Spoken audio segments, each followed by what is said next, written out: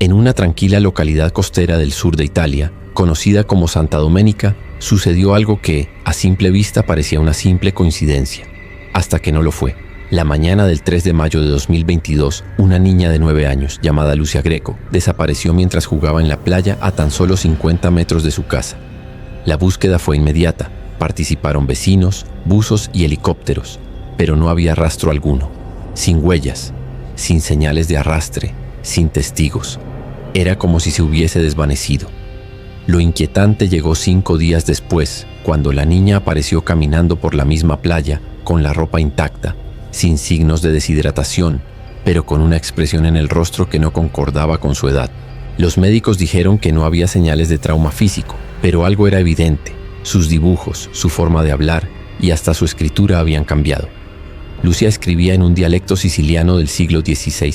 Cuando los psicólogos del Hospital de Reggio Calabria analizaron su comportamiento, notaron que la niña hablaba de cosas que no había vivido. Mencionaba nombres de barcos desaparecidos hace siglos. Describía detalles del puerto antiguo que ni los libros de historia locales habían documentado. En uno de sus primeros dibujos trazó con tiza una figura que más tarde un arqueólogo reconoció como el plano del puerto romano sumergido de Nausicaa, el cual había sido descubierto apenas meses antes por un equipo de buzos profesionales, pero que jamás fue divulgado al público. La familia de Lucía insistía en que era su hija, que no había forma de que hubiera sido reemplazada, pero la comunidad comenzó a murmurar. Algunos afirmaban que la niña había sido poseída, otros que había entrado en contacto con entidades del mar. Pero el rumor más fuerte vino de un viejo pescador, don Vincenzo, quien decía haber visto una sombra abriéndose en el agua el mismo día que la niña desapareció. Ese detalle fue ignorado por la policía, pero un oceanógrafo retirado, Enrico Santini, escuchó la historia y viajó desde Génova para investigar. Llevó consigo un equipo especial de radar submarino de alta frecuencia, diseñado para mapear estructuras a más de 500 metros de profundidad.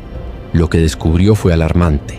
Una caverna subacuática, sellada por lo que parecía una estructura metálica simétrica, ubicada justo debajo del punto donde Lucía desapareció. Enrico contactó a un grupo de investigadores independientes de anomalías marítimas, quienes durante años habían rastreado zonas donde se reportaban desapariciones repentinas y reapariciones con alteraciones de memoria o personalidad. Según su base de datos, existían 17 casos similares en el mundo, en Japón, Argentina, Islandia, Canadá y ahora Italia. En todos los casos, las víctimas desaparecieron en zonas costeras con formaciones geológicas inusuales, y en la mayoría, los afectados regresaban con conocimientos históricos imposibles de explicar: lenguas muertas, mapas desaparecidos, eventos no registrados oficialmente, lo que llevó a la formulación de una teoría perturbadora: la existencia de burbujas temporales, naturales o inducidas, que actúan como portales hacia espacios fuera de nuestra línea temporal. No necesariamente hacia el pasado o el futuro, sino hacia versiones alternativas del presente donde la historia tomó un rumbo distinto. Los físicos cuánticos que analizaron las grabaciones del radar submarino detectaron una distorsión gravitacional mínima pero constante en el área, algo que según los modelos actuales no debería ocurrir a nivel del mar sin intervención artificial. Esto abrió la posibilidad de que la estructura metálica bajo la caverna fuera un generador o catalizador de esas anomalías temporales. Sin embargo, el gobierno italiano negó todos los informes. Clasificaron la zona como de interés ambiental y cerraron el acceso con un perímetro militarizado. Pero los datos filtrados al grupo de Enrico permitieron mapear otras ubicaciones con señales similares. Una de ellas en particular llamó su atención. En las costas de Noruega, cerca del Círculo Polar, donde la mitología nórdica ubica la entrada al reino de los muertos, Helheim. Curiosamente, las culturas antiguas hablaban con frecuencia de portales marinos. Los fenicios mencionaban puertas del agua.